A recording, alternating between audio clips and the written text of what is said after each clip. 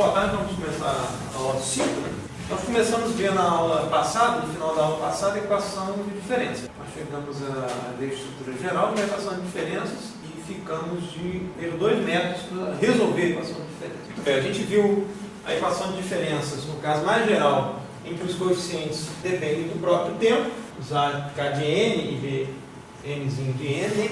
São casos em que os coeficientes dependem do tempo. Então isso aqui modela sistemas variantes no tempo, que os parâmetros que definem o operador T do sistema dependem do tempo. Tá? Mas a gente no curso vai ver só os casos em que esses coeficientes são fixos ao longo do tempo. Então são modelos para equações lineares invariantes no tempo. A gente viu que se a gente sempre especificar com convenção que o A de zero, A subíndice zero, é igual a 1, a gente pode isolar o y de n e vai escrever a equação y como uma parcela que depende apenas do próprio y, quer dizer, a saída do sistema no instante presente n vai depender de alguma ponderação em relação às saídas do sistema em instantes anteriores a n e anteriores até no máximo em n grandes pontos atrás. Então tem uma parcela que depende da própria saída, logo isso implica recursão, e tem uma parcela que só depende da entrada, logo uma parcela não recursiva. Então o sistema vai ser recursivo quando n grande for maior que zero, logo tem essa parcela recursiva, e não recursivo caso contrário. A gente viu como que de uma equação de diferenças especificadas algebricamente a gente desenha um diagrama de blocos, e esse operador atraso de uma unidade é representado por z elevado a menos 1. Se for um atraso de mais de uma unidade, z elevado a 2 unidades, por exemplo, z elevado a menos 2, z elevado a menos 1 natural qualquer. A gente viu o sistema acumulador, viu o sistema média móvel na versão recursiva e ficou de ver a solução das equações de diferença. A gente vai ver dois métodos. Um método que é o método direto, que a gente vai rodar a recursão e tentar encontrar uma expressão em forma fechada para a solução y. E vai ver um método analítico, em que a gente não vai rodar a recursão, a gente vai estabelecer um protocolo e seguindo o protocolo a gente encontra a solução da equação. Você não vai resolver a equação no braço e tentar encontrar um bom feeling qual é a solução. Esse método direto ele é útil para equações de baixa ordem. Você consegue observar um padrão de solução por inspeção visual. Para equações de mais alta ordem, a gente vai usar o método analítico. Mais à frente a gente vai ver um outro método, terceiro, que é o método via transformada Z. Olhando de volta a equação de diferenças, né? Para eu computar qualquer valor de y no instante n, o que eu preciso? Simplesmente para computar y no instante n. O que eu preciso conhecer? Preciso conhecer a entrada x. Os coeficientes da equação AK e BM são sempre conhecidos, tá? Isso é dado. Dados AK e BM, né? O que eu preciso conhecer? Eu preciso conhecer a entrada x e preciso conhecer a saída y em n grandes instantes de tempo anteriores a n. Isso que eu preciso conhecer. Sem conhecer uma parte da solução, uma parte de y, eu não consigo calcular o resto de y. Então, se a equação na parte recursiva aqui tem ordem n, eu preciso conhecer n grande valores de y para poder computar o valor de y de n. N grande valores de y anteriores a n. Isso significa que a gente precisa de n grande condições iniciais para poder resolver a equação. E mais, se a equação tem uma entrada, tem um forçante, eu preciso conhecer o valor da entrada para poder resolver essa equação, que depende também daquela parcela não recursiva. As equações de diferenças são análogas às equações diferenciais ordinárias, no caso do contínuo, tá? E a mesma ideia, se tiver uma equação diferencial ordinária, se resolver uma equação diferencial ordinária de ordem n, você precisa de n condições iniciais. Sozinha, a equação de diferença não especifica unicamente uma saída. A saída vai ser unicamente especificada se você definir uma condição inicial. Se você deixar aquela equação em aberto para um conjunto de condições iniciais, você tem uma família de soluções. Na hora que você especifica uma condição inicial, a solução é livre. Isso está ancorado no chamado teorema da existência e unicidade. A existência é fácil de mostrar, porque desde que eu conheça y e x, essa conta é computável. Fazer soma e multiplicação a gente sabe fazer. Então não tem problema nenhum em resolver a equação do ponto de vista computacional. O operador é computável. A unicidade diz o seguinte: se eu especificar um conjunto específico, né, de condições iniciais y de n, a solução é única. Então, para cada conjunto particular de condições iniciais, a gente tem uma solução única. Teorema da existência de unicidade, que a gente vê também em sistemas lineares ou também em equações diferenciais ordinárias. Em equações diferenciais ordinárias e aqui também em equações de diferença, a gente vai ver que qualquer solução da equação y de n pode ser escrita como a soma de uma solução, que é a solução da homogênea, que a gente vai batizar aqui de y subíndice h. Quem que é a equação homogênea? A equação homogênea é aquela em que a gente despreza o termo que depende da entrada x. Tá? Essa é a especificação, essa é a nomenclatura utilizada para a equação homogênea. Você tem uma equação homogênea, por exemplo, nessa equação aqui, né? Qual é a versão homogênea dessa equação? Y de n é igual a y de n menos 1. Descarto a parcela que depende de x. Isso que significa ser homogênea. Você zerar, você descartar a parcela que é a entrada do sistema. Entrada nula. Né? O sistema com entrada nula. Então toda solução y de n vai poder ser escrita como a soma da solução homogênea, quer dizer, a solução dessa equação em que eu descartei a entrada, mais a solução particular. A solução particular é aquela em que eu considerei a entrada. Para uma entrada específica, existe uma solução que a gente chama de particular. A equação homogênea é essa aqui. Peguei esse termo aqui, voltei aqui para o lado direito, estou escrevendo como se fosse um AK diferente de 1. Tá? Isso é fácil de ver, né? A gente pode demonstrar isso sem problema. Você tem uma equação geral, né? Y de n é igual a menos somatório de k de 1 até n de AK y de n menos k mais somatório de nzinho de 0 até n grande, né, de bnzinho x de n menos mzinho. Tá? Eu quero escrever, quero mostrar que qualquer solução pode ser escrita com a soma da particular com a homogênea. Né? Então, quem é a equação homogênea? Né? Quem é a ED homogênea? A ED homogênea é essa aqui, né? O y de n é igual a menos, né? Somatório de k de 1 até n de AK y de n menos k. Descartei a parcela que depende de x. Olha, se eu estou dizendo que um YH de n é a solução da equação homogênea,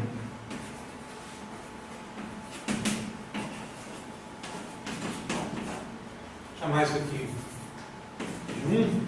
Se isso é a solução de 1, vale o quê? Garanto para você que se eu plugar YH na equação, isso é uma igualdade. Tá? É assim que se verifica se uma determinada expressão é solução de uma equação. Pluga a expressão na equação e verifica se isso de fato é uma igualdade. Então posso garantidamente dizer, isso implica que YH de n é igual a menos somatório de k de 1 até n de AK yzinho h menos k. Ou ainda, eu posso dizer que o somatório de k de 0 até n, né, de YH de AK YH de n menos k igual a 0. É aquela expressão lá. Só estou passando todo mundo para o lado de cá e considerando aqui um A0 qualquer, não necessariamente unitário. Aqui é uma vez, né? Se o A0 fosse igual a 1. Então eu garanto que se YH é a solução da homogênea, essa equação aqui vale. Ok? Claro? Agora, eu estou argumentando o seguinte: para uma determinada entrada x, eu tenho uma solução que é YP. Tá? Uma solução particular. Na hora que eu coloco o X aqui, o sistema vai responder com YP. É uma solução particular para essa, né? Tá? Então, quem é eu estou argumentando o seguinte, na minha hipótese, né, é que o y de n dado por um y... Bem, antes disso, né, se eu tiver uma entrada, para uma entrada x, né,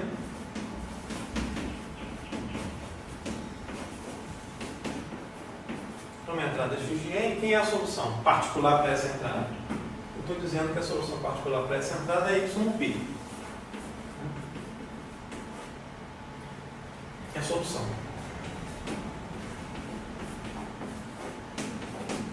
Ok? Que equação eu posso escrever acerca disso aí? Eu posso escrever o somatório de K desde 0 até N de AK YP de N menos K, okay? É igual ao somatório de Nzinho de 0 até N grande, né? De Bnzinho X de N menos Nzinho. Vale essa equação? Vale 2. Eu estou afirmando que para a entrada X a saída é essa. Qual a hipótese que eu quero verificar? Eu quero verificar se y de n dada por yp de n mais o yh de n é a solução da ED dada. Isso aqui é o que eu quero verificar. É a minha hipótese. Como é que eu faço? Verifico. Se eu quero saber se essa expressão é a solução da equação, o que eu faço? Plugo essa expressão, esse y, na equação e verifico se verifica uma igualdade.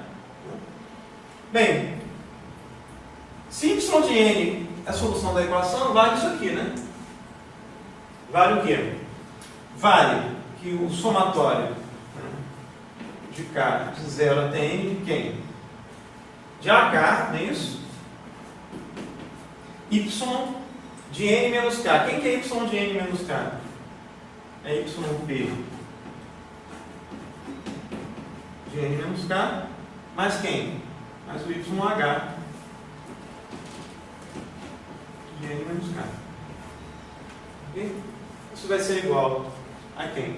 Ao somatório de nzinho de 0 até n grande de Bn x de n menos nzinho. Tá? Como a gente está lidando com operadores lineares, eu posso simplesmente separar esse somatório em duas partes. Né? Isso aqui vai ser o somatório de k de 0 até n grande de AK YP de n menos k, mais o somatório de k de 0 até n grande de quem? De YH de n menos k. Faltou um AK aqui, né? Vai ser igual ao tempo do lado da direita. Mas a gente verificou o quê? Se YH é a solução da equação, esse termo aqui vale quanto? Vale 0. E a gente especificou que YH é a solução da homogênea. Então vale essa equação. Logo, esse termo aqui vai ser igual ao somatório de nzinho de 0 até n grande, né, de Bn x de n menos k. Essa equação é válida? Esse somatório é igual àquele somatório? A gente verificou que é, né? Decompor um problema em dois estágios, melhor. É aquela questão de você quebrar um problema complicado em partes mais simples de resolver. Né? É o que a gente vai fazer. A gente vai resolver primeiro a homogênea, depois resolver a particular. poder obter a solução geral. Como eu falei antes, para a gente resolver a equação homogênea, né, que é essa aqui, né, y de h de n igual a esse somatório, para que essa conta seja viável, para a gente resolver, a gente precisa conhecer, né, n condições iniciais associadas ao próprio y. Caso contrário, a gente não consegue nem fazer a conta. Então a gente precisa conhecer parte da história da solução, quer dizer, parte de y, para poder computar todo o resto de y. Então o cálculo recursivo de y de n, para uma equação de ordem n grande, vai requerer n grandes condições auxiliares. Como a gente está falando de um cálculo recursivo, e para computar o YH no instante n, eu preciso conhecer YH n grande instantes de tempo anteriores ao n, né? Eu preciso conhecer n condições iniciais adjacentes, consecutivas. Tá? Isso é uma restrição do método recursivo. A gente vai ver que o método analítico joga fora essa restrição. Desde que você conheça n pontos da solução, você consegue resolver o problema. No caso recursivo, você precisa de n pontos consecutivos. Tá? O que a gente vai fazer?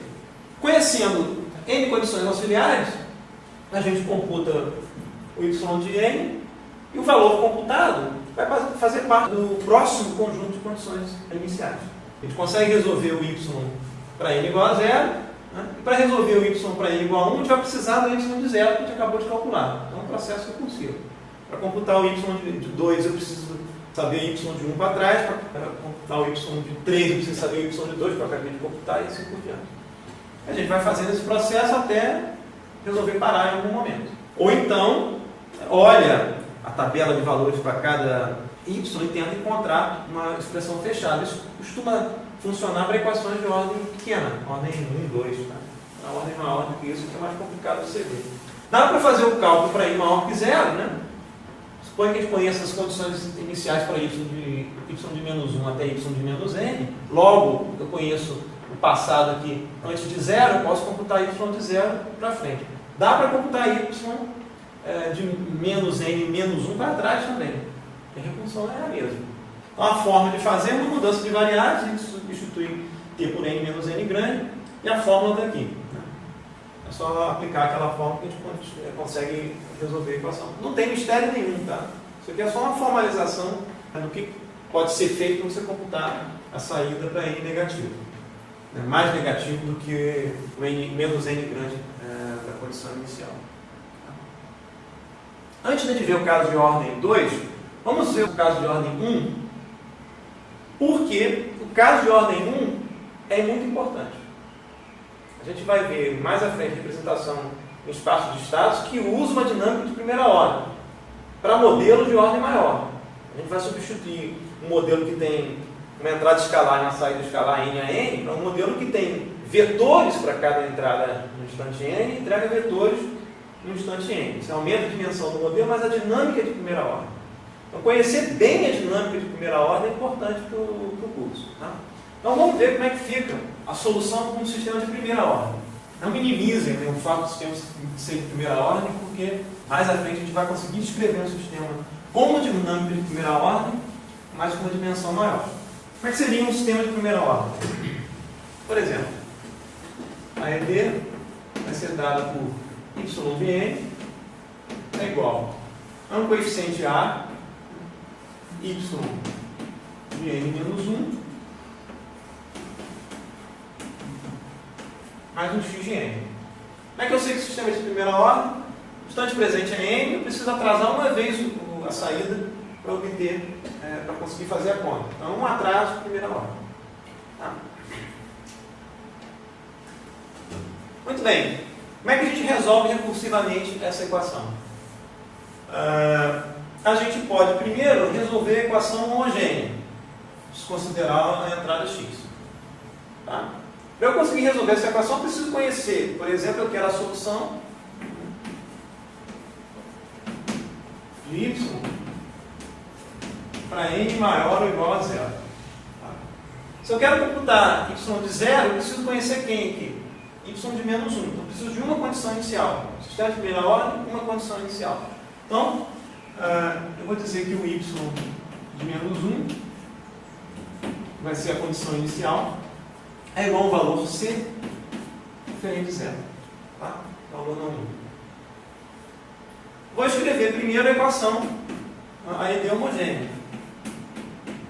Y de N é igual a Y de N menos 1. Joguei fora o forçante X. Como é que a gente resolve essa equação? Escreve uma tabela. Fazer a recursão significa escrever isso aqui.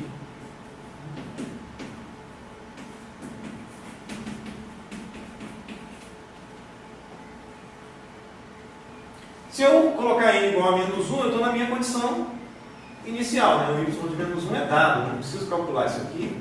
É dado, isso aqui vai ser. Esse valor tem que ser dado. Parte da história de y tem que conhecer a priori. Para n igual a 0, eu vou computar o y de 0, que é igual a y de menos 1, que eu conheço, senão eu não conseguiria fazer essa conta. Vai ser AC. Para y de 1, ou para n igual a 1, y de 1 vai ser A que multiplica, vai ser A, né? Que multiplica quem? Y de 0. Quem é y de 0? O termo que eu acabei de computar. Y de 0 é AC. Então isso aqui é A quadrado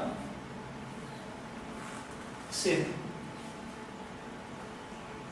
Já começa a ver uma formação de um padrão. Isso aqui é A elevado a 0, C. Isso aqui é A elevado a 1, C. A ao quadrado C e assim por diante, né? Y de 2 vai ser igual a Y de 1, que vai ser então A ao cubo C. Um valor P qualquer aqui, né? Um valor P, eu vou ter que Y de P vai ser igual a quê? Por inspeção visual. Isso aqui é 2, isso aqui é A elevado ao cubo. Isso aqui é 1, isso aqui é A elevado ao quadrado. Então, vai ser A elevado a P mais 1, né? C. Então, a solução da equação homogênea, eu posso escrever que é YH vai ser igual a A elevado a N mais 1, C. Que eu posso escrever como A elevado a N mais 1, Y menos 1. Nota que a solução da homogênea depende de quem? Da condição inicial. Isso aqui também pode ser escrito como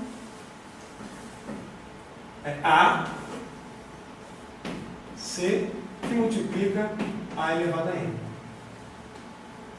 Então isso aqui é uma constante, tá? Chamar de A grande, uma constante que multiplica A elevado a N. A gente chama A elevado a N, né, de um modo de oscilação do sistema. É um modo natural do sistema. Você não tem entrada, o sistema foi carregado com uma energia não nula, a condição inicial é não nula, tá? Botou isso para rodar, e o sistema responde com A elevado a N proporcional a A elevado a N. Isso é um modo natural de oscilação do sistema. Eu não sei quem é o valor de A, pode ser um valor real, mas pode ser um valor complexo. Se A for um valor complexo, isso aqui é uma exponencial complexa, que a gente viu lá atrás, que pode ser um sinal oscilatório. Pode ser um sinal periódico, oscilatório, enfim. Isso é um modo natural de oscilação do sistema. Como o sistema é de primeira ordem, você tem um modo apenas de oscilação, A elevado a N. E olha, nesse caso em particular, o modo de oscilação é o próprio coeficiente da equação de diferenças. Y de N é igual a A, Y de N menos 1. Olha quem aparece aqui, o próprio A. Muito bem. Se a gente quiser resolver agora a mesma equação para o caso não homogêneo. O caso não homogêneo é quando considera a entrada X de N. É a mesma ideia. No caso não homogêneo, a gente vai supor, né, que a entrada vai ser aplicada X de N, né, é igual a 0, né, para N menor quiser. Estou aplicando a entrada para N positivo ou nulo. Tá? Veja só, antes de fazer o caso da não homogênea, como é que eu computo de, N para N igual a menos 2, por exemplo? Parece algo intransponível, né? Porque para computar o zero eu preciso do menos 1. Como é que eu computo o y de menos 2? Eu teria que precisar do menos 3. Né? E assim por diante. Parece impossível se eu não conhecer o que está acontecendo para trás. Mas não. Se a gente escrever a equação, novamente, para n, né? y de n, se eu colocar menos 1 aqui, e ao invés de plugar o valor de c, que eu conheço quem é, né? Se eu escrever y de menos 1, ele é igual a quê? É igual a menos 2. Y de menos 2. Né? Eu consigo resolver essa equação? Consigo. Eu conheço y de menos 1 como condição inicial. Então, isso implica que o y de menos 2 vai ser igual a quê? O y de menos 1. Não é isso? Dividido por A. É esse o procedimento. Né? Se eu quiser fazer para n igual a menos 2, eu escrevo y de menos 2, que eu já conheço da equação anterior, né? Vai ser igual a y de menos 3. Né? Isso implica o y de menos 3 igual ao y de menos 2 dividido por A. Né? E assim por diante. Se você substituir esse cara aqui, a gente vai encontrar uma equação similar a essa aqui. Tem que ser a mesma resposta. O que acontece quando o n fica negativo? Né? Isso aqui é a elevado a menos 1, isso aqui, quando multiplica de novo aqui, a elevado a menos 2 e assim por diante. É o próprio a elevado a uma potência negativa. Tá?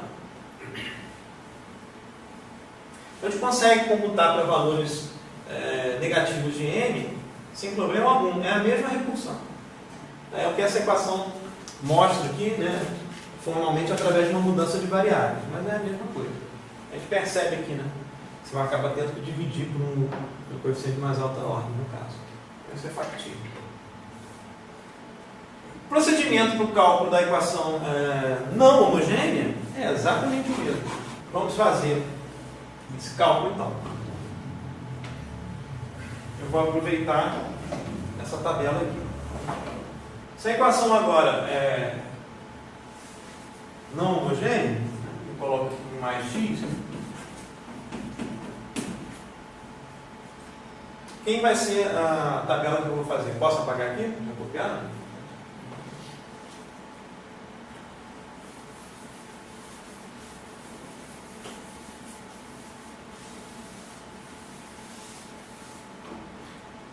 A equação vai ser isso aqui mais o x, né? Note, para computar a equação não homogênea, eu preciso conhecer o x. Y de menos 1 é dado, é a condição inicial. Quem é o y de 0? Vai ser a y de menos 1, que é esse cara aqui, mais quem? X de 0. Deixa indicado, não sei quem é esse valor, sei que tem lá uma amostra em 0 para x. Y de 1 vai ser a que multiplica y de 0. Y de 0 é esse cara aqui, então vai ser a ao quadrado c, mais quem? Mais a x de 0, mais x de 1. A que multiplica o cara anterior, mais o x de 1. Y de 2 vai ser a y de 1. A y de 1 é a que multiplica todo esse termo anterior aqui, mais o x de 2. Então vai ser isso aqui ao cubo mais a ao quadrado x0 mais a x1 mais x2. Tá? Já dá para ver um padrão de formação aqui. A parcela relacionada à homogênea continua exatamente a mesma, não é isso? Todos esses caras aqui, né? Todos esses termos são a resposta da homogênea. E aparece aqui, né? aparecem, né, os termos associados à entrada x. O que a gente percebe é o seguinte, né? Para x de índice 0, você tem a elevado ao quadrado. X de índice 1, você tem a elevado a 1. Para x de índice 2, você tem a elevado a 0. O índice de x cresce nessa direção, né? E a potência de A decresce. Então, eu posso escrever para um y de p, a solução vai ser A elevado a p mais 1c, mais o quê? Mais um somatório, uma variável k, por exemplo, de 0 até, isso aqui é 2, né? Esse cara vem até 2, esse cara até p, ok? De quem? De A elevado a k, x de p menos k. Essa é uma forma de escrever. Vê se funciona, né? Para k igual a 0, eu estou em A elevado a 0, né? A elevado a 0, k igual a 0 é xp. A elevado a 0, x2, que é o valor 2 aqui. Né? Quando eu tiver com k igual a p, eu estou em A elevado a p, né? X de p menos p, x0. Né? A elevado a 2, x0. Então funciona essa expressão. É exatamente igual, né, a você trocar a ordem desses caras aqui. Porque vocês conseguem identificar isso aqui como uma soma de convolução? Entre a sequência A elevado a n, x de n? Qual é a solução escrita em n? Y de n, ao invés de p. Y de n vai ser A elevado a n mais 1 c, mais o somatório de k de 0 até n, né? K de 0 até n, de A elevado a k, x de n menos k. Isso aqui é a soma de convolução que a gente viu na aula passada entre uma sequência A elevado a n e uma sequência x de n. Logo, eu posso escrever isso aqui como A elevado a n mais 1 c, né, mais o somatório de k de 0 até n, né, de A elevado a n menos k, x de k. A soma de convolução permite eu chavear entre as duas sequências. Convoluir x com A elevado a n é uma coisa que convoluir A elevado a n com x.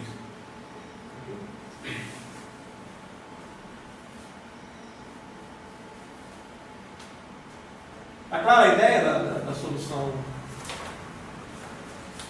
resolvendo a recursão? Novamente, a primeira parcela é o YP, é o YH, é a solução da homogênea associada a uma condição inicial C, e essa aqui é o YP, é a resposta do sistema para essa entrada X.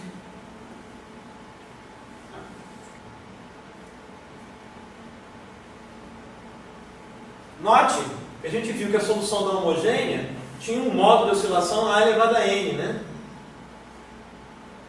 O modo natural do sistema qual era? A elevado a n. Note só o seguinte, não tem entrada no sistema, tem uma condição inicial, eu coloco o sistema para rodar só carregando uma condição inicial e ele responde com um modo de oscilação A elevado a n, o modo natural. Olha só o que acontece, né, com a entrada. Ela é projetada em cima do mesmo modo natural. Eu estou convoluindo x de n com quem? Com A elevado a n, que é o mesmo modo natural do sistema. Tá? É aquela ideia de que a saída do sistema é a projeção da entrada na resposta impulsiva. Quem é a resposta impulsiva desse sistema? Já que a gente falou de resposta impulsiva. Quem é a resposta impulsiva desse sistema?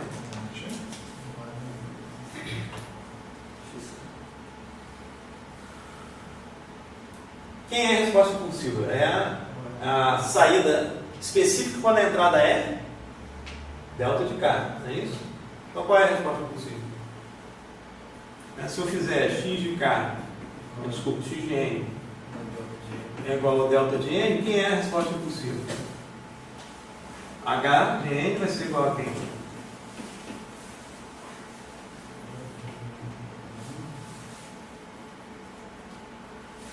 função explícita para y de n, né? Basta substituir o x aqui por delta?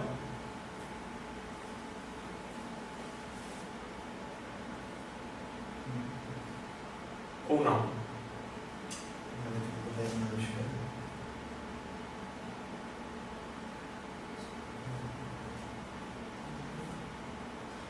Bem, o que a gente viu? Se eu estou computando a resposta impulsiva ou qualquer outra propriedade do sistema, porque eu excito o sistema e olho o que acontece na saída, o que eu tenho que garantir?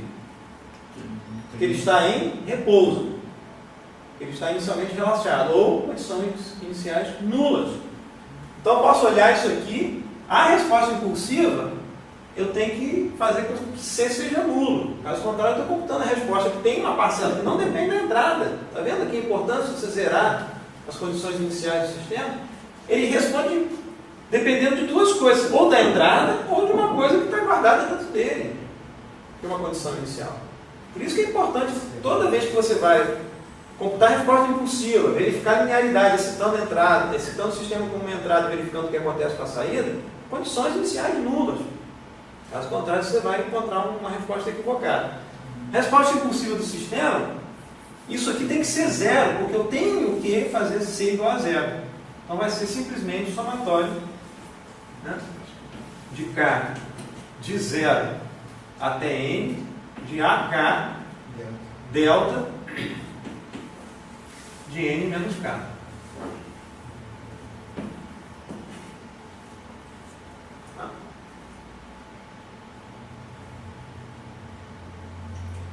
Tem delta dentro de um somatório. Isso facilita a minha vida? Facilita, né? Eu disse para vocês isso. Encontrou um delta. Oba! Né? Quando é que o delta vai ser não nulo? Quando o argumento dele for nulo. Não é isso? O delta vai valer 1 quando o argumento for nulo. Qual é o valor em que esse argumento aqui é nulo? Quando n é igual a k. Só quando n é igual a k, o delta é não nulo. Então isso aqui nada mais é do que a elevado a n.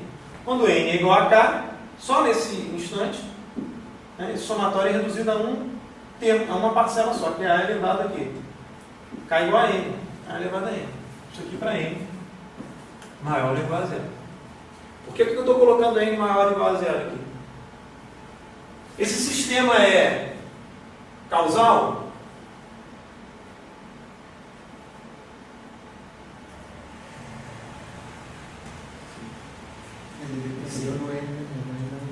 Ele depende do n menos do y de n menos 1. Quer dizer, no instante n, para computar a saída no instante n, eu não dependo de nada do futuro, só de coisas do passado. Ou no próprio instante de interesse. Então é causal. Vocês estão entendendo a importância de absorver esses conceitos todos? Se n é causal, isso implica, por propriedade, que o h de n é igual a zero para n menor que zero. Propriedade. Então, essa resposta só pode valer para n maior ou igual a zero, porque o sistema é causal. Tá? Então, eu posso escrever isso aqui como a elevado a n, u de n, que é um degrau unitário. Tá? Substituindo n maior ou igual a zero, eu coloco aqui o u de n. Tá? Eu poderia resolver h de n usando esse mesmo procedimento aqui, né? Mas ao invés de y, substituir y por h, substituir o x por delta, né? E lembrar, né, daquela condição, h de n é igual a zero para n menor que zero. Tá? Na hora que eu fosse computar y, que é h de zero é igual a h de menos 1, quem que é h de menos 1? Necessariamente é zero. Porque o sistema é causal. Então esse cara aqui seria delta de zero. E assim por diante. Você teria só essas parcelas aqui. Encontraria com expressão visual que isso é igual a elevado a n. Mesma coisa. Então a resposta impulsiva do sistema mostra que o modo de oscilação natural, que é a elevado a n. A elevado a n é a resposta impulsiva do sistema. E olha o que acontece. A entrada do sistema é projetado em cima do modo natural do sistema, que é A elevado a N, que é a resposta possível. Sistema é linear, a gente já partiu do pressuposto que é, mas suponha que seja pedido, demonstre que esse sistema é linear.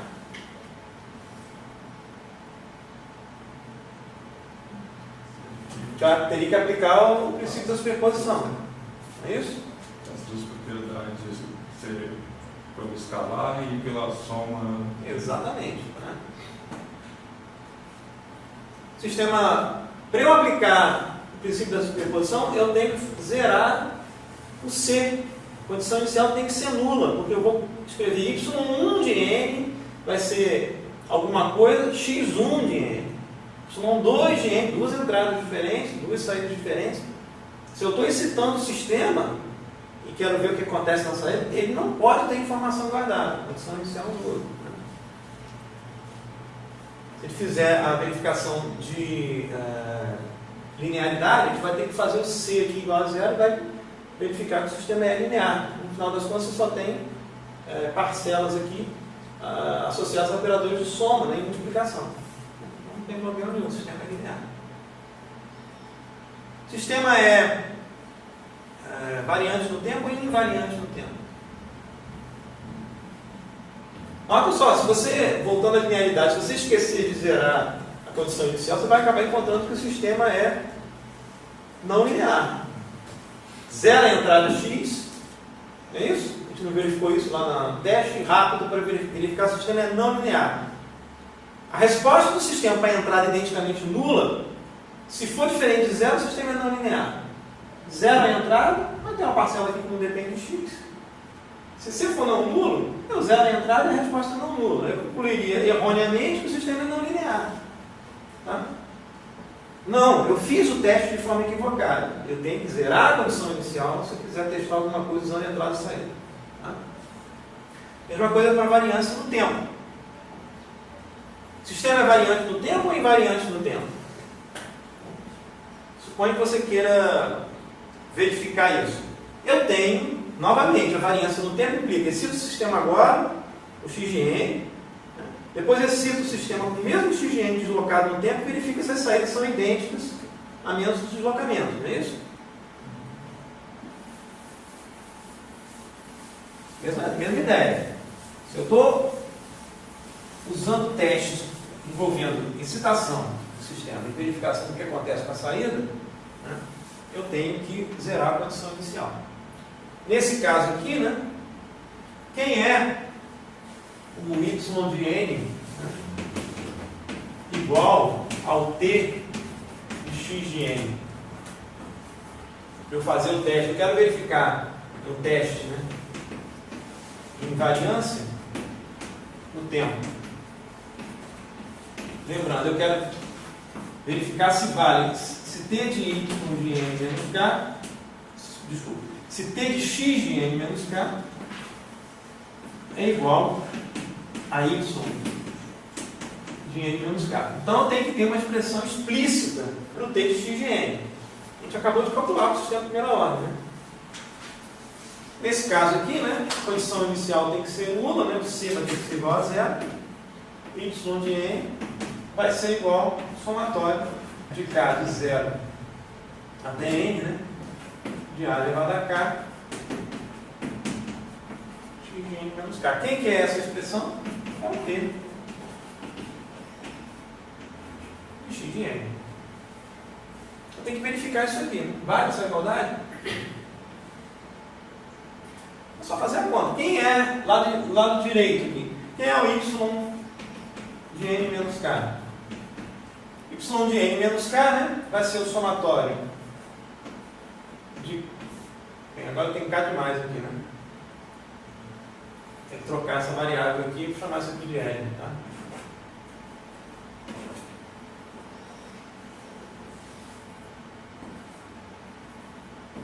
Ok? Não confundir as coisas. Então vai ser desde L igual a 0 até n menos k, não é isso? Tudo que é n vai para n menos k, de a elevado a l, x de quem? N menos k referência aqui, menos L. Tá? Isso aqui é y de n menos k. Quem que é o t de x de n menos k? Eu vou dizer que t de x de n menos k, para não errar nas contas, eu vou chamar isso aqui de x1 de n, não é isso? Vai ser igual a quê? Quem que é t de x1? T de x1 vai ser o somatório de L de 0 até n, não é isso? De A elevado a x1, A elevado a L x1 de n menos L. Isso. Agora sim, se x1 de alguma coisa, x dessa alguma coisa menos k, isso aqui vai ser igual a quê? Ao somatório de L de 0 até n, né? De A elevado a L, x de quem? x1 de n menos L, né? Vai ser x de n menos L menos k. X de n menos L menos k. Quase igual, né? Esse argumento aqui é igual, esse argumento aqui é igual, mas a faixa do somatório não é igual. Tá? O primeiro somatório vai de 0 até n menos k, mas o segundo vai de 0 até n. O que a gente tem que fazer? Essas duas expressões não são iguais, mas pode ser que sejam, né? Como é que eu verifico se elas são iguais? Divido o somatório em duas partes, né? Para comparar o que acontece nas parcelas que são diferentes, né? Esse cara aqui, eu posso escrever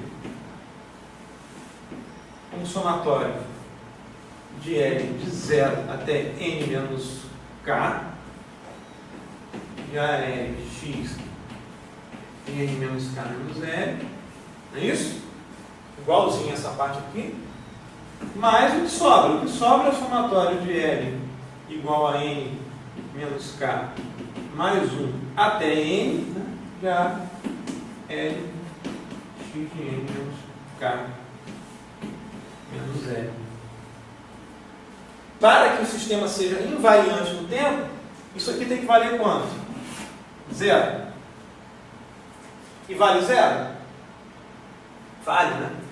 Porque para L nessa faixa, né? N menos K mais 1, né? Quanto é que vale X?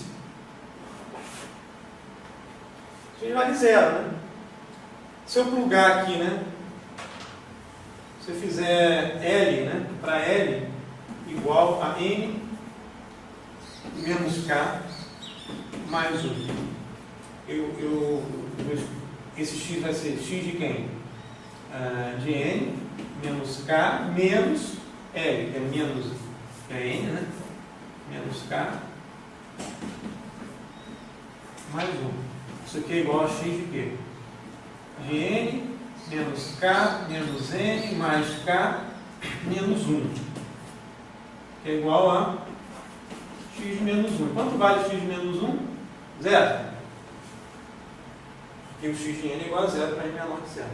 Estou começando a verificar as coisas de 0 para frente. E se eu aumentar o valor de L de uma unidade, isso aqui vai ser X de menos 2, X de menos 3, isso tudo é 0. Então essa parcela aqui, de fato, né, é igual a 0, porque a entrada é nula para N menor que 0. Isso faz sentido, porque para fazer o teste de invariância no tempo, eu estou excitando o sistema a partir de 0, eu tenho que garantir que ele está inicialmente relaxado de 0 para frente. Se tiver entrada antes de 0, como é que o sistema pode estar relaxado se tem entrada antes de 0? Relaxado, ele está relaxado. Não tem entrada, nem condição inicial. Então o sistema é invariante do tempo. Note que você não precisa, no caso da superposição, você não precisa conhecer a resposta do sistema de forma explícita, tá? Dá para você fazer essa conta de forma implícita. Nesse caso aqui, a gente computou a resposta do sistema, então a gente tem explicitamente o operador T do sistema. Tá? Teste de linearidade não necessita que a gente conheça explicitamente o T, o uma expressão algébrica. A gente pode fazer esse teste usando a própria equação de diferenças, usando a mesma argumentação que a gente viu no caso da demonstração de que a saída de qualquer equação de diferença, ou a resposta, a solução de qualquer equação de diferença é a soma da particular com o homogêneo. É a mesma ideia. Você monta as equações, se y1 é a resposta do sistema para a entrada x1, vale aquela equação de diferença para a entrada x1 e resposta y1, mesma coisa. Monta as equações, trata um lado, fixa o outro e tenta encontrar uma igualdade. Tá? Não dá para tratar dessa forma. Então a gente viu o caso de primeira ordem, né? E é importante, estudem o caso de primeira ordem, vejam todas as propriedades, linearidade, causalidade, tanto olhando para as equações de diferenças quanto para a resposta impulsiva. Tentem entender bem isso, que a gente vai usar isso ao longo do curso. Tá? Para uma equação de segunda ordem, mesma ideia. Se eu tiver uma equação de segunda ordem, por exemplo, y de n é igual a menos a1, y de n menos 1, menos a2, y de n menos 2, homogênea, nós que não tem x, não tem entrada participando da equação, é a mesma coisa. Preciso atrasar duas vezes y para computar o y de n, né? Y de n, preciso de y de n menos 2. Duas condições iniciais, equação de segunda ordem. Eu preciso conhecer, se eu quiser computar y para n maior ou igual a zero, eu preciso conhecer duas condições iniciais. Por exemplo, y de menos 1 igual a A, y de menos 2 igual a B. Tabelinha n, y. Tá? Mesma coisa se você quiser computar para valores negativos. Faça a mudança de variável e aplica a equação. Você vai encontrar os valores para n negativo, menores aqui do que menos 2. No caso da equação não homogênea, é a mesma coisa, é só plugar a parcela que depende de x. Suponho que agora, além dessas duas parcelas que dependem de y, eu tenho uma parcela que depende de x, vai aparecer lá uma dependência de x. Você vai ter que olhar para essa expressão e ver se encontra um padrão de formação. Tá? É mais difícil para sistemas de mais alta ordem. E é por isso que a gente usa um método analítico, né, para não ter que ficar dependendo de feeling, não ficar dependendo de reconhecimento visual de um conjunto de expressões. Esse foi o exemplo que a gente viu aqui, fiz no quadro. Né? Para aquele sistema, né, a solução é essa aqui. Né?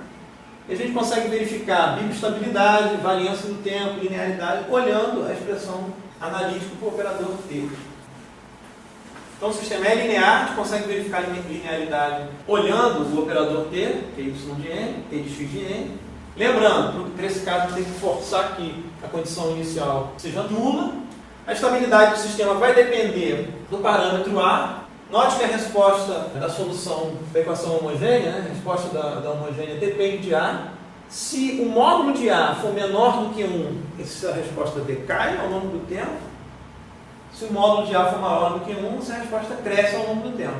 A estabilidade tem a ver com o quê? A estabilidade tem a ver com a H de n ser de norma 1. Né? A gente verificou que a resposta impulsiva desse sistema qual era? A resposta impulsiva desse sistema era H de n, era igual a elevado a n e U de n. Né? Norma 1 seria o quê? Quem que é a norma 1? Né? De H é o somatório de n de 0 até infinito, ou de n desde menos infinito até infinito de quem? Do módulo de H de n. Desculpa, do módulo de H de n. Isso aqui vai ser igual a quê? Isso aqui vai ser igual. Olha, o de n significa que o valor de H só tem valor não nulo para n maior ou igual a 0. Então eu posso escrever o somatório de n de 0 até, posso formalmente deixar de menos infinito até infinito, escrever isso aqui como sendo módulo de A elevado a n, U de n, tá? Aí substituo, afasto do somatório e removo o U de n, isso aqui vai ser desde n igual a 0 até infinito, né? De módulo de A elevado a n, tá? São essas substituições que a gente pode fazer. Tá? O módulo de A elevado a n, né? Isso aqui é módulo de A elevado a n. Tá? Para quem não se lembra, né? Se A é um complexo, né? Se A pertence aos complexos, né? tem parte real, isso aqui vai ser módulo, a parte real de A ao quadrado mais a parte imaginária de A ao quadrado, raiz quadrada disso é igual ao módulo de A. Ok? Se o A então for um número real, né? Se A for real, eu posso escrever que, se A pertence aos reais, eu posso escrever que um módulo de A, né, é igual a raiz quadrada de A ao quadrado, né, que é A meio. Você pode brincar com essas potências aqui, né, e escrever que o módulo de A elevado a n, né, isso aqui vai ser igual a quê? Módulo de A elevado a n vai ser A elevado a n ao quadrado, isso tudo elevado a meio. Ok? Aí você troca a ordem das coisas aqui. Como isso aqui é tudo potenciação, né? Isso aqui é igual a... Isso aqui é igual, eu posso trocar a ordem desses caras, fazer com que isso aqui seja igual a A elevado ao quadrado elevado a meio elevado a n. Por definição, esse cara aqui é módulo de A elevado a n. Ok? Então, isso aqui nada mais é do que o somatório de n igual a zero até infinito de módulo de A elevado a n. Isso define uma série geométrica. Não é? E a gente sabe que isso aqui é igual a 1 sobre 1 menos módulo de A, se o módulo de A for menor que 1. Se o módulo de A não for menor que 1, não é essa fórmula, é outra coisa. Mas se o módulo de A for menor que 1, essa série converge para aquele valor 1 dividido por 1 menos módulo de A. Então, se o módulo de A for menor do que 1, a série é convergente para um valor finito, logo a norma 1 é finita, logo o H pertence ao espaço normado L1. Logo o sistema é bibestável. Tá? Eu não preciso verificar hipoteticamente para alguma entrada, para toda entrada, verificar se a saída é limitada ou não. Olha o H. Então tentem ver tudo acerca de que a gente viu durante o curso, olhando o sistema de primeira ordem. Tentem formar uma base boa com o sistema de primeira ordem, que isso vai ajudar ao longo do curso. Aqui cabe uma observação. O livro do Oppenheim vê isso aqui de forma diferente. Na minha visão, ele está errado. Tá? Ele mostra esse exemplo aqui e diz que se o sistema tiver condição inicial não nula, ele é não linear. Isso é totalmente nonsense. O sistema não pode ser linear ou não linear dependendo de ter condição inicial nula ou não nula. Isso é uma propriedade do sistema. Né? O que acontece é o seguinte: se você está fazendo um teste com entrada e saída, não pode ter nada guardado no sistema, senão você está fazendo um teste equivocado. Tá? Então, se vocês forem ler a literatura, né, às vezes você pode encontrar outras visões acerca desse problema. O Oppenheim, em particular, na minha visão, come mosca em relação ao teste de linearidade. Tá? Ele esquece que você precisa garantir que a condição inicial do sistema é nula, o sistema tem que estar inicialmente relaxado para você fazer testes que envolvam entrada e saída. Então você vai ter um sistema elitista, explicitamente que esse sistema é não linear se C for não nulo. É variante no tempo se C for não nulo. Não faz sentido o sistema ser variante no tempo, os coeficientes são fixos, que você tenha uma condição inicial não nula. Isso para mim é um erro conceitual do livro do Oppenheim. Agora a gente vai verificar como é que resolve a equação de diferenças, não para casos de primeira ordem, mas para casos de ordem qualquer. E a solução ali, dúvidas nessa parte? Esse seria variante no tempo só se aquele A for dependente do N. Se o A for dependente do N, exatamente. Aí você tem um parâmetro do sistema que muda ao longo do tempo. Se for um constante aí, vai ser invariante no tempo. A gente verificou aqui, né? Note que a gente não usou a expressão original, né? A gente jogou fora a parcela que depende da condição inicial, que ela tem que ser nula, senão você vai medindo a resposta não somente da entrada, mas de outra coisa, que é uma parcela de energia não nula que estava dentro do sistema antes de você citá-lo. Agora a gente vai ver como é que resolve a equação de diferença por caso de ordem n qualquer. A gente vai separar o problema em duas partes, resolve a equação homogênea, depois a equação que depende da entrada, a não homogênea, e soma as duas. A gente já viu aqui, olha, no caso da primeira ordem, coeficiente A, a resposta do sistema era algo do tipo A elevado a n de n. Então parece que há algum tipo de dependência entre os coeficientes do sistema e os modos naturais de oscilação do sistema. E a gente vai ver, né, que todo sistema linear em tempo discreto vai ter uma resposta y que vai ser uma combinação linear da forma A elevado a n, B elevado a n. Vai ser uma combinação linear de exponenciais complexas. Qualquer exponencial complexa é solução de um sistema linear invariante do tempo. Desde que essa base aqui A seja raiz do polinômio característico da equação homogênea. Isso que a gente vai ver, isso é um conceito super importante. Não é qualquer exponencial complexa que é a solução do sistema. Só aquelas cujas bases são as raízes do polinômio característico da equação homogênea. Então é isso que a gente vai fazer. A gente vai construir, dada uma equação homogênea, logo sem participação de entrada aqui, tá? X igual a zero. A gente vai construir uma estrutura para a equação homogênea, que é um somatório de 1 até n grande. Note, a equação é de ordem n grande. Eu vou construir n grandes exponenciais complexas, cujas bases são alfa i, pesadas por a grande i. Essa estrutura particular só vale se a equação homogênea tiver um polinômio característico com raízes distintas alfa i. Quem são os alfa i? São as raízes do polinômio característico da equação. Qual é o problema agora para resolver a homogênea? Encontrar quem são os valores de AI e alfa i.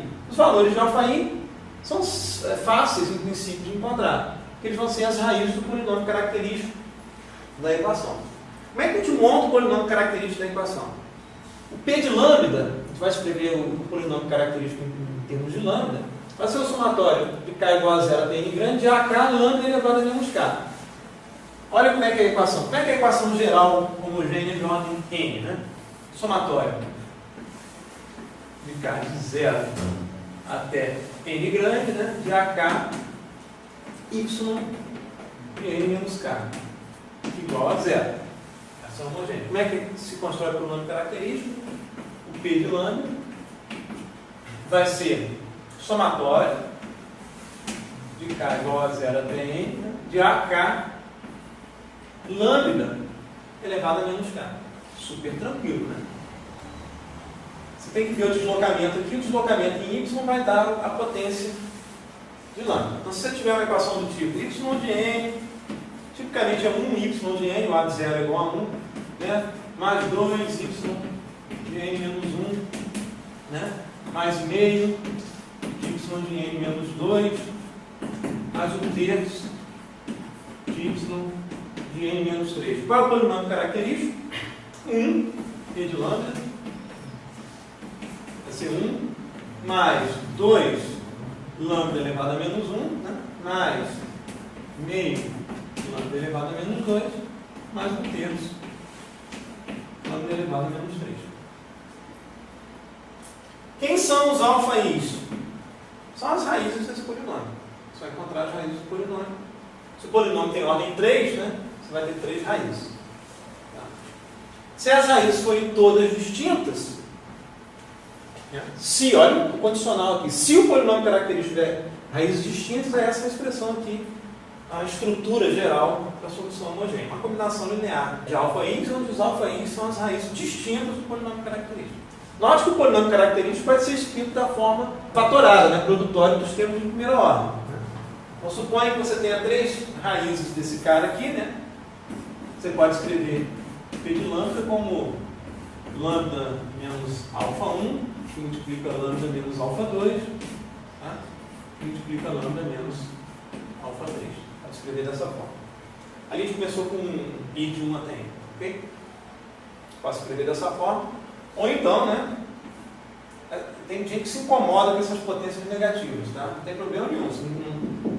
Não sei, professor, não sei resolver polinômio com potência negativa. Multiplica pela maior potência aqui, né? O nome da U e resolve o problema. Tá? Isso aqui muitas vezes pode ser escrito como 1 menos alfa 1 lambda, tá? 1 menos alfa 2 lambda e assim por diante, né? 1 menos alfa 3. Tá? Em processamento de sinais é muito comum você ter potências negativas, né? Então tem que se acostumar com esse tipo de notação. Muito bem. Sabe como calcular os alfa-ins. Só computar as raízes do T de lambda. Agora basta a gente saber o quê? Os valores de AI. Olha, equação de ordem N, eu tenho que ter N condições iniciais para resolver essa equação, de forma única. Então eu tenho N equações e N incógnitas, porque isso aqui dá para a gente uma estrutura. Eu tenho N valores de AI para encontrar, mas eu tenho N condições iniciais da homogênea disponíveis. Então eu consigo encontrar a solução da homogênea se o objetivo for resolver a equação homogênea. Essa estrutura foi para o caso de raízes todas distintas. Tá? O que acontece se tiver raízes repetidas?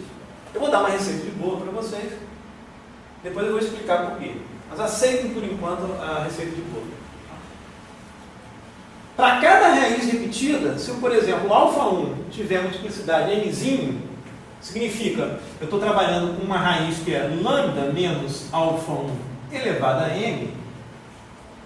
Vai ter um produtório aqui de n termos de lambda menos α1. Eu não vou poder escrever isso aqui dessa forma.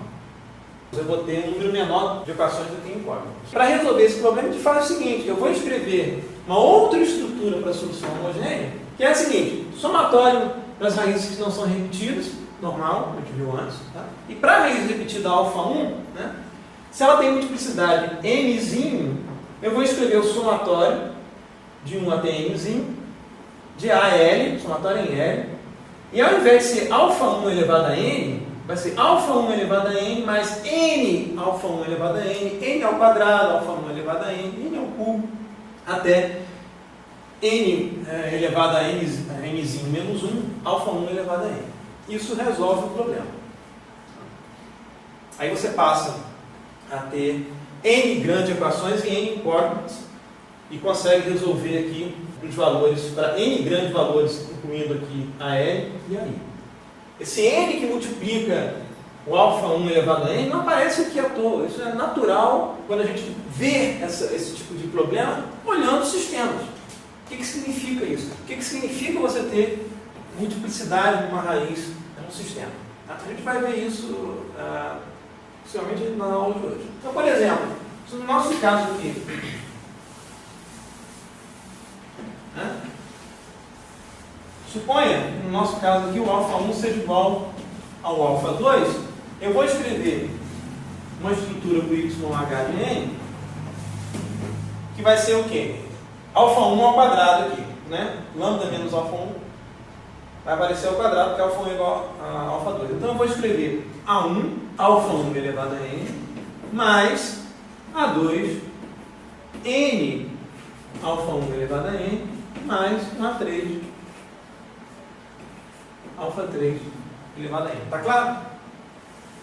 Né? Se você tivesse, digamos, uma multiplicidade maior para α1, você ia fazer A1 α1 elevado a n, mais A2 n α1 elevado a n, n ao quadrado, α1 elevado a n, n ao cubo, até chegar a n menos 1 na potência do polinômio n.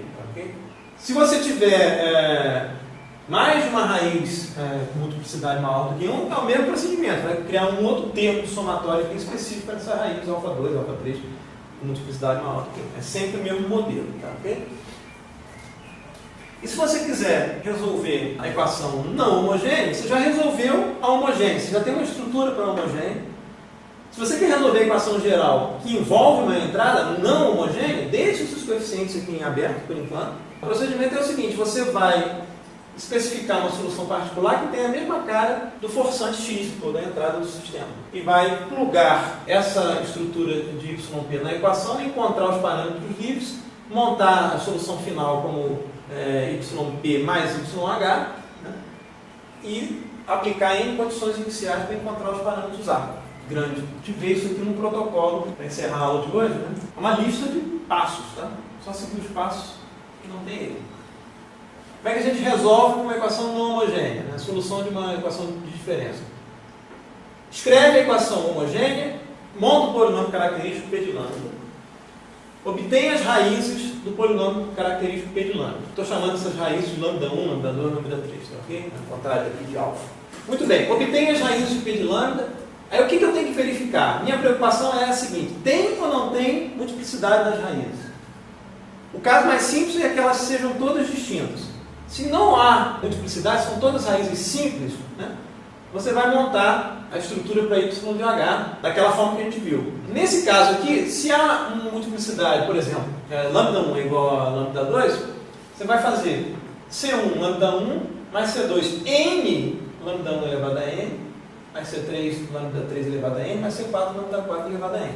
Por quê? Porque tem multiplicidade de raiz. Lambda 1 aparece com multiplicidade 2. Para cada raiz lambda j com multiplicidade nzinho, vai ter uma contribuição nessa estrutura, né, para essa raiz, do tipo somatório de L de 1 até nzinho, de CL, pesos aqui, nzinho elevado a nzinho menos L, lambda j elevado a n. É uma coisa que a gente viu lá nos slides originais. Monta a estrutura da homogênea de acordo com o fato de ter multiplicidade maior que 1 ou não nas raízes do polinômio característico. Se o problema for resolver a equação homogênea, você já tem a estrutura, YH, precisa encontrar os parâmetros C1, C2, C3, C4. Tá? 4 raízes, quarta ordem. O que eu preciso fazer? Eu preciso ter 4 condições iniciais, 4 equações, 4 incógnitas e consigo encontrar os valores de CJ. Se o problema não for encontrar a solução da homogênea, mas da não homogênea, quer dizer, agora eu tenho uma entrada também participando do jogo, o que eu tenho que fazer? Eu tenho que me preocupar novamente com a possibilidade de ter módulos repetidos. A gente chama as raízes do polinômio característico de módulos do sistema, porque eles aparecem aqui, são os lambdas elevados a n. A gente chama isso de módulos naturais do sistema. Agora eu quero olhar a solução para uma entrada particular x de n. Eu tenho que me preocupar com o seguinte: a coincidência dos modos de oscilação da solução homogênea com aqueles presentes na entrada? Se a resposta é não, não tem coincidência entre os modos que eu já computei para YH e os modos de x de n, eu vou especificar uma estrutura para a solução particular que tenha a mesma cara do forçante x. Então, por exemplo, se o forçante x for meio de 3 elevado a n, isso é proporcional a um modo 3 elevado a n. Eu vou criar a solução particular como sendo um alfa 3 elevado a n. É uma forma geral dessa expressão aqui. Por que eu coloquei o mesmo modo 3 aqui e repeti o modo 3 na estrutura da solução particular? Porque se o sistema é linear, ele não pode criar frequência nova. As frequências na saída do sistema linear ou são as inerentes ao sistema, logo modos naturais, ou aquelas da entrada. Então, se a entrada é 3 elevado a n, a saída eu escrevo como 3 elevado a n. Não pode ter outra base ali que não seja 3, senão o sistema seria não linear. Se o forçante for polinomial, por exemplo, x2 de n igual a 1n ao quadrado, eu vou escrever a estrutura da particular, da solução particular, como um polinômio de segunda ordem generalizado. Generalizado no sentido completo, né? Alfa n ao quadrado mais beta n mais gama. Muito bem, uma vez escolhida a estrutura da solução particular, eu preciso encontrar esses parâmetros. O que eu faço? Se YP é a solução da particular, ela tem que atender à equação de diferença. Eu plugo essa estrutura na equação e encontro esses parâmetros. Em geral, você vai passar por uma série de cancelamentos e encontrar os parâmetros de interesse. Preocupação: sim, quando tem coincidência entre os modos da entrada e da homogênea. Agora eu vou ter que especificar uma estrutura para particular, levando em consideração a coincidência de modos. É a mesma ideia do caso da homogênea. Se tiver coincidência de modos, eu tenho que multiplicar esses modos por n elevado a alguma potência. Vamos ver uns exemplos aqui. Suponha que eu tenha computado a estrutura da homogênea como 3, que multiplica meio elevado a n, menos π 6 elevado a n. Vocês conseguem identificar de cara que o polinômio característico da equação homogênea tem raízes meio e 6? Só olhando a estrutura. Essa aqui é a estrutura da solução homogênea. Né? É proporcional a um modo elevado a n mais um outro modo elevado a n. Os modos são as raízes do polinômio característico da equação. Então, meio é a raiz do polinômio p de lambda, 6 é a raiz do polinômio p de lambda. Essa estrutura é uma estrutura de invocação de segunda ordem. Duas raízes. O polinômio P tem duas raízes. Então tem modo meio e modo 6. A entrada x1 é meio 6 elevado a n. Opa! 6 elevado a n é um modo que já existe como modo natural da homogênea. Então eu vou construir a estrutura para YP, né? Não como eu fiz lá em cima, né? Como alfa 6 elevado a n, vai ser alfa n 6 elevado a n, porque 6 já é um modo da solução homogênea, a entrada repete o modo, então a estrutura tem que levar em consideração que tem uma repetição de modo, então tem que ser alfa n que multiplica 6 elevado a n. Vamos ver outro exemplo aqui. YH é 3 multiplica meio elevado a n menos π 6 elevado a n mais raiz de 2 n 6 elevado a n. Olhando a estrutura da solução homogênea, eu identifico que meio é raiz do polinômio característico e 6 é uma raiz de multiplicidade 2. Isso é lambda menos 6 ao quadrado. Então, a solução homogênea já identifica que você tem um modo repetido aqui. 6 elevado a n mais n 6 elevado a n. A entrada do sistema é meio 6 elevado a n mais 1/3 elevado a n. 1/3 elevado a n não está presente como modo natural, mas 6 já está presente como modo natural. Aliás, presente duas vezes lá na homogênea. Como é que eu vou montar a estrutura da solução particular? Vai ser alfa n ao quadrado, porque já tem aqui esse 6 elevado a n, esse n 6 elevado a n, apareceu mais um aqui, eu tenho que fazer um n ao quadrado 6 elevado a n. É mais um beta 1/3 elevado a n, que é esse outro modo que não é modo natural do sistema. Esse sistema aqui é um sistema de que ordem? Sistema de terceira ordem. Você tem uma raiz meio, né, uma raiz 6 e uma raiz 6 repetida. O nome característico desse sistema é P de lambda é igual a lambda menos meio, né, que multiplica lambda menos 6 ao quadrado.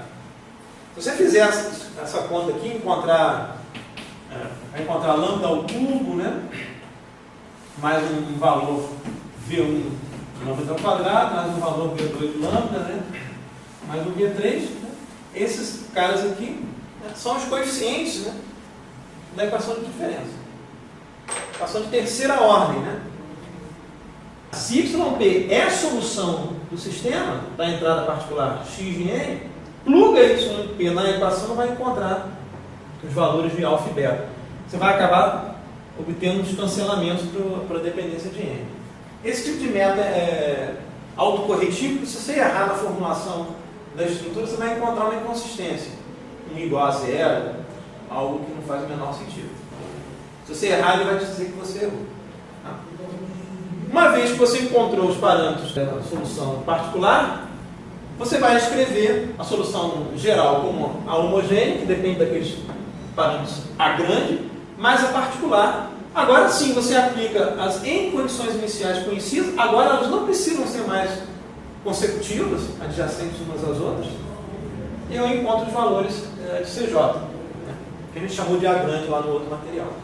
Então, resolve a homogênea, preocupação é com raízes múltiplas, desde os parâmetros CJ das proporções aqui da estrutura da homogênea em aberto, monta a estrutura para a solução particular, levando em consideração a possibilidade de repetição de modos entre a entrada e os modos naturais do sistema, pluga a equação particular, a solução particular na equação, encontra os parâmetros livres da estrutura da particular, e depois monta a estrutura geral com a soma da particular com a homogênea, aplica em condições iniciais e encontra os parâmetros CJ que estão faltando.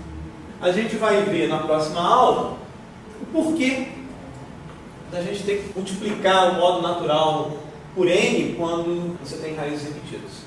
A gente vai ver que isso está diretamente associado a você ligar dois sistemas de primeira ordem em série.